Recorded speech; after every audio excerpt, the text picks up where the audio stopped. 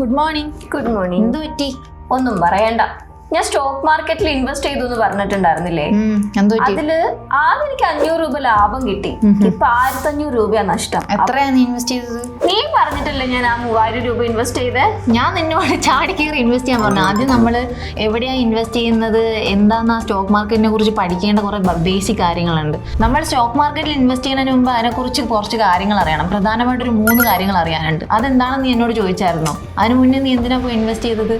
നിങ്ങൾ സ്റ്റോക്ക് മാർക്കറ്റിൽ നിക്ഷേപിക്കുന്നതിന് മുമ്പ് അറിഞ്ഞിരിക്കേണ്ട 3 പ്രധാനപ്പെട്ട കാര്യമാണ്. ആദ്യത്തേത്, നിങ്ങൾ സ്റ്റോക്ക് മാർക്കറ്റിൽ ഇൻവെസ്റ്റ് ചെയ്യാൻ തിരഞ്ഞെടുക്കുന്ന സമയം. കറക്റ്റ് സമയത്ത് നിങ്ങൾ ഇൻവെസ്റ്റ് ചെയ്താൽ മാത്രമേ നിങ്ങൾക്ക് കറക്റ്റ് ആയിട്ടുള്ള റിട്ടേൺ കിട്ടുകയുള്ളൂ. രണ്ടാമത്തേത്, നിങ്ങൾ ഇൻവെസ്റ്റ് ചെയ്യാൻ പോകുന്ന കമ്പനിയെ കുറിച്ച് ഡീറ്റെയിൽ സ്റ്റഡി നടത്തിയതിനു ശേഷം മാത്രമേ ഇൻവെസ്റ്റ് ചെയ്യാൻ പാടുള്ളൂ. കഴിഞ്ഞ കുറെ വർഷങ്ങളിൽ ആ കമ്പനിക്ക് ഉണ്ടായ ഗ്രോത്തും അതുപോലെ തന്നെ ലോസും അറിഞ്ഞതിന് ശേഷം മാത്രമേ ഇൻവെസ്റ്റ് ചെയ്യാൻ പാടുള്ളൂ. മൂന്നാമത്തേത്, നിങ്ങൾ സ്റ്റോക്ക് മാർക്കറ്റിൽ ഇൻവെസ്റ്റ് ചെയ്ത കമ്പനിയിൽ നിന്ന് എപ്പോഴാണ് പുറത്തിറങ്ങേണ്ടത് എന്നതാണ്.